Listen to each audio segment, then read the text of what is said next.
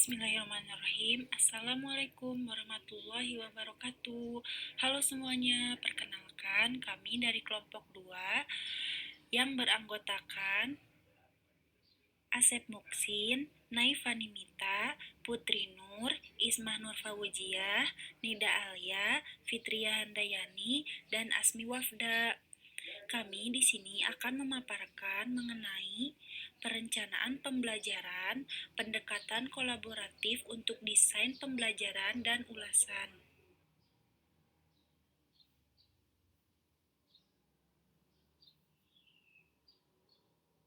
Identitas buku. Judul buku yaitu Perencanaan Pembelajaran, Pendekatan Kolaboratif untuk Desain Pembelajaran dan Ulasan.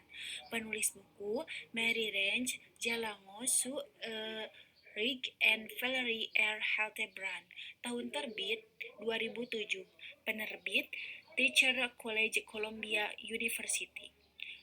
Mengapa kita mengambil buku ini? Karena perencanaan kolaboratif merupakan salah satu cara untuk merancang pembelajaran yang lebih kreatif dan memotivasi untuk meningkatkan prestasi siswa, membantu guru baru mempelajari teknik untuk secara efektif mengelola beragam kelompok pelajar dan memberikan kesempatan bagi semua guru, baik pemula maupun veteran, untuk terus belajar dan tumbuh agar menjadi guru yang profesional. Perencanaan kolaboratif juga merupakan salah satu pendekatan yang diperlukan untuk mendapatkan dan mempertahankan pendidik berbakat yang akan membantu peserta didik mencapai potensi tertinggi mereka dan mencapai standar akademik yang lebih tinggi. Selanjutnya, dalam buku yang kami review terdapat beberapa subbab yang kami bahas. Yang pertama adalah the role of planning in teacher preparation, kemudian yang kedua adalah planning and field experiences, kemudian collaboration planning for pre-service teachers, kemudian meeting the needs of novice teachers through collaborative planning, kemudian models of collaboration for novice teachers, kemudian suggestions for implementing a collaborative for novice teachers, lalu yang terakhir ada conclusion, collaboration as a solution for teacher retention.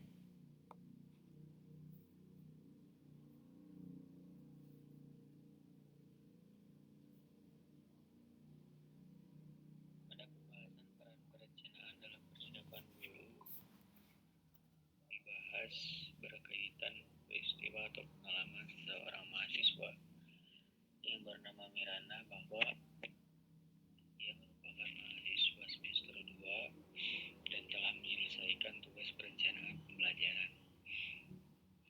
Dia mengajar sekelompok kecil prasekolah atau biasa disebut TK atau rombongan belajar. Nah, Miranda ini melakukan pengajaran kepada anak. Karena seringkali anak-anak maupun guru itu mengalami stres atau kebosanan dalam proses pembelajaran tersebut. Sehingga Miranda mengajarkan kepada anak-anak dengan menceritakan pengalaman pada masa kecilnya. Mengilustrasikan bagaimana belajar dengan senang dan seperti apa. Miranda mengandalkan ingatan masa kecilnya untuk mengajar kepada anak-anak. Tidak berhenti sampai di sini, seorang dokter Conrad menginstruksikan kepada Miranda dua hal. Yang pertama, di sini Miranda mengikat aktivitas, artinya merencanakan standar akademik yang dikeluarkan oleh organisasi terkemuka.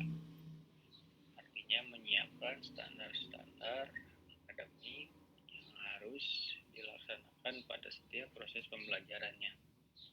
Lalu yang kedua, melalui beberapa penjadwalan kreatif, Miranda akan terlibat dalam sebuah diskusi tentang rencananya dengan Kylie dan Rachel.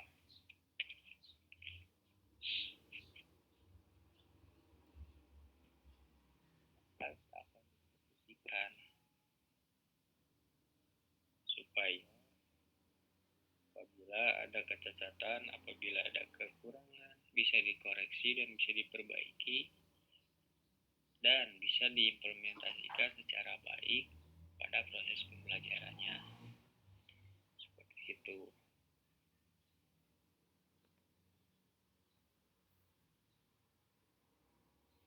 Selanjutnya adalah subbab perencanaan dan pengalaman lapangan. Pada subbab ini terdapat beberapa ahli yang mengemukakan pendapatnya. Yang pertama adalah Davenport dan Smetana pada tahun 2004 mengidentifikasi pengalaman lapangan sebagai bagian terpenting dalam program persiapan guru. Lalu yang kedua, Karlgren pada tahun 1999 mengungkapkan bahwa agar dapat berkembang menjadi guru profesional yang kompeten, calon guru perlu pengalaman dalam praktik perencanaan kurikulum reflektif. Selanjutnya, Freiberg pada tahun 2002 mengemukakan bahwa guru membuat keputusan instruksional berdasarkan belajar, konten, dan konteks.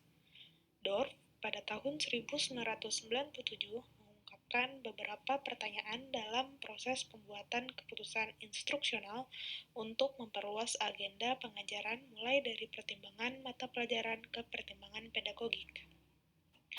Selanjutnya, Wilms pada tahun 2003 mengungkapkan bahwa perencanaan kolaboratif dan penelaahan pelajaran membenamkan calon guru dalam siklus berkelanjutan dari pemecahan masalah kelas, yaitu proses merencanakan, melaksanakan, memeriksa, dan bertindak. Selanjutnya ada McCutcheon pada tahun 1980 mengungkapkan bahwa perencanaan guru adalah proses kompleks yang melibatkan rencana tertulis dan perencanaan mental. Lalu yang terakhir, Dewey pada tahun 1910 menyarankan untuk perencanaan agar ditingkatkan ketika tulisan dan pemikiran guru digabungkan melalui mode pemecahan masalah pemikiran reflektif.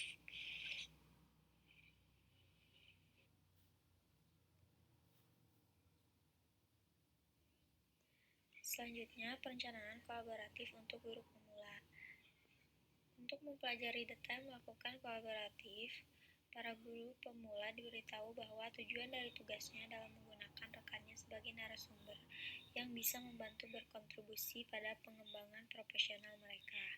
Mereka juga harus mengidentifikasi pelajaran yang kurang memuaskan atau masalah lain seperti manajemen kelas, waktu pelajaran, kedisiplinan siswa, motivasi pelajaran, dan seterusnya.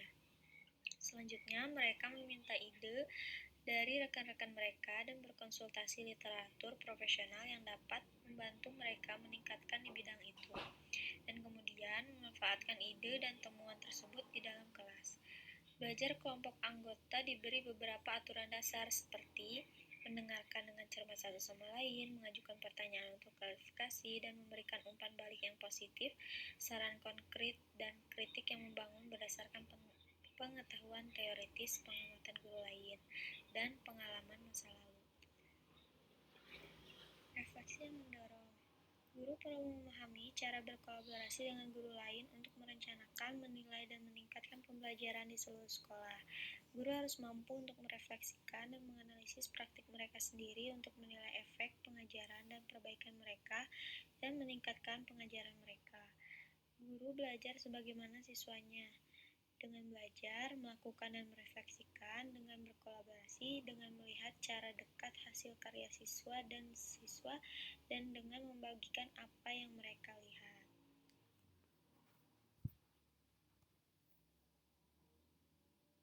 Yang selanjutnya ada model-model kolaborasi bagi guru pemula.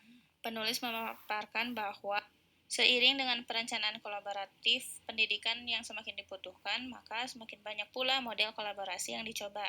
Di antara 3 dari 6 model yang dijelaskan oleh penulis, yaitu model budaya profesional terintegrasi.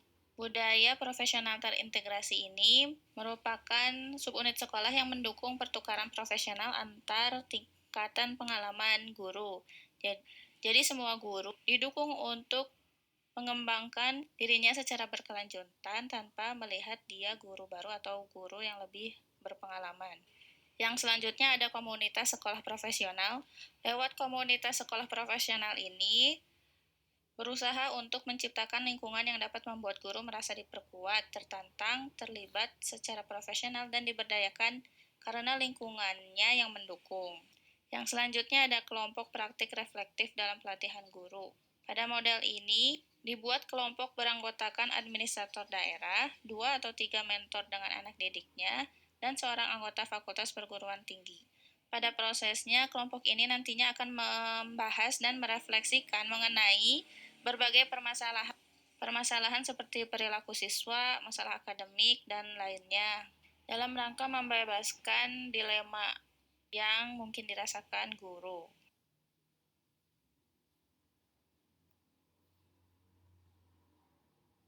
Subbab yang selanjutnya yaitu kelompok disiplin ilmu. Kelompok disiplin ilmu dapat bervariasi dari sekolah ke sekolah lainnya. Kelompok tersebut terdiri dari 3 hingga 5 guru yang dapat berpengalaman atau guru pemula. Manfaat dari kelompok disiplin ini ada 3. Yang pertama, menetapkan agenda. Yang kedua, menetapkan peran.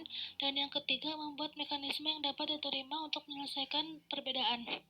Subbab yang selanjutnya yaitu pelatihan profesional. Pelatihan ditandai sebagai siklus pengamatan dan umpan balik dalam situasi pengajaran yang berkesinambungan. Melalui pelatihan ini, guru tumbuh secara profesional dengan mengamati pengajaran satu sama lain dan memberikan umpan balik yang berguna. Langkah-langkah dalam pelatihan profesional ada 6. Yang pertama, pelatihan pengamatan dan keterampilan umpan balik. Yang kedua, membangun efektivitas kelompok. Yang ketiga, mengembangkan tindakan rencana untuk setiap anggota kelompok. Yang keempat, menetapkan jadwal observasi teman seprofesi. Yang kelima, memberikan umpan balik perkembangan setelah setiap observasi. Dan yang terakhir, evaluasi meningkatkan kinerja pribadi terhadap tujuan yang telah ditetapkan sebelumnya. Bab yang selanjutnya yaitu pengajaran kelompok. Di beberapa sekolah, pendidik disebut juga sebagai pengajaran kelompok untuk berbagi tanggung jawab 2 kelas atau lebih. Mereka membagi mata pelajaran di antaranya itu mungkin salah satu sedang mempersiapkan bidang pelajaran matematika, sains, kesehatan, dan lainnya. Kelompok ini sering bekerja sama dalam kurikulum, merencanakan unit studi, merencanakan pelajaran yang sesuai untuk siswa yang beragam, dan mendiskusikan masalah pengajaran dan manajemen sehari-hari di level mereka atau dalam disiplin mereka. Subbab yang selanjutnya yaitu pemecahan masalah disiplin ilmu. Yang pertama, pemimpin kelompok dimulai dengan memperkenalkan anggota yang bukan tim, mencatat nama peserta, dan menjelaskan tujuan. Yang kedua, pemimpin kelompok menegasi peran dan tanggung jawab tinjauan dari setiap peran serta harapan bagi semua peserta. Yang ketiga, pemimpin kelompok menyatakan kembali prosedur untuk mengembangkan sebuah rencana secara efektif. Yang keempat, kelompok membahas pokok bahasan yang harus diajarkan, memeriksa aspek dari rencana pelajaran. Yang kelima, pemimpin kelompok memulai diskusi. Yang keenam, pemimpin kelompok memperkenalkan tahap ide untuk menghasilkan solusi. Yang ketujuh, pemimpin kelompok mengubah diskusi ke pengambilan keputusan. Yang kedelapan, kelompok membahas prosedur untuk menetapkan rencana dan cara untuk mengevaluasi. Yang kesembilan, kelompok menetapkan prosedur untuk tindak lanjut. Yang kesepuluh, pemimpin kelompok melakukan evaluasi untuk menentukan kepuasan anggota dari proses dan hasil perumusan masalah.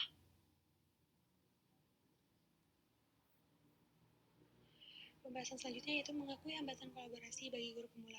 Terdapat 3 hambatan yang dirasakan oleh guru mengenai kolaborasi ini. Yang pertama, kekurangan waktu. Beberapa guru mengemukakan bahwa mereka merasa kesulitan dalam menentukan waktu untuk melakukan pertemuan karena jadwal yang berbentrokan sehingga mereka sulit menentukan waktu yang kosong secara bersamaan. Di sini peran administrator diperlukan untuk penjadwalan secara cermat. Kemudian kelompok berpikir.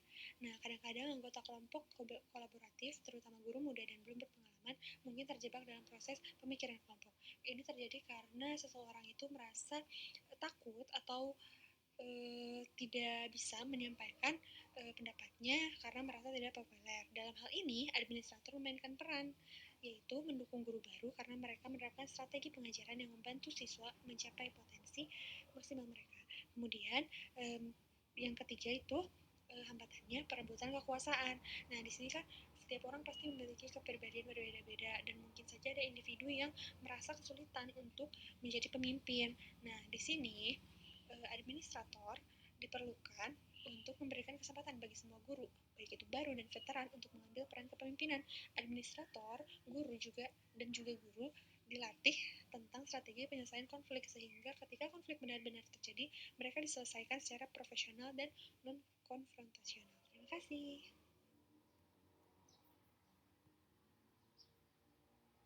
Selanjutnya mengenai analisis kekurangan dan kelebihan. Kekurangan dari bab ini yaitu pemberian contoh yang terlalu panjang sehingga dapat membuat pembaca cepat jenuh. Seperti yang ada pada halaman 70 yang memuat contoh diskusi mengenai perencanaan pelajaran yang memuat hingga 3 halaman. Sebaiknya percakapan tersebut dapat lebih dipersingkat agar pembaca tidak jenuh dan cepat ditangkap intinya. Terima kasih.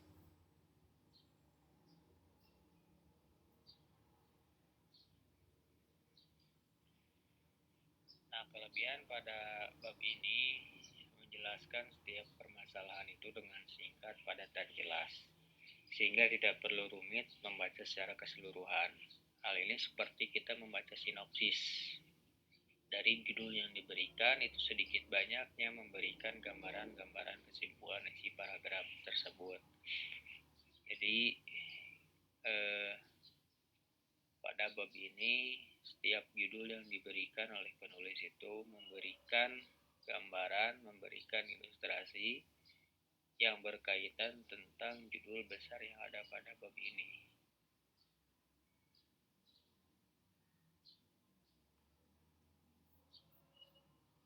Yang terakhir yaitu kesimpulan. Perencanaan kolaboratif merupakan salah satu cara untuk merancang pelajaran yang lebih kreatif dan memotivasi siswa untuk meningkatkan prestasi, membantu guru baru mempelajari teknik secara efektif untuk mengelola beragam kelompok belajar, dan memberikan kesempatan bagi semua guru, baik pemula maupun veteran, untuk terus belajar dan tumbuh agar menjadi guru yang profesional. Perencanaan kolaboratif juga merupakan salah satu pendekatan yang diperlukan untuk mendapatkan dan mempertahankan pendidik yang berbakat yang akan membantu peserta didik mencapai potensi tertinggi mereka dan mencapai standar akademik yang lebih tinggi.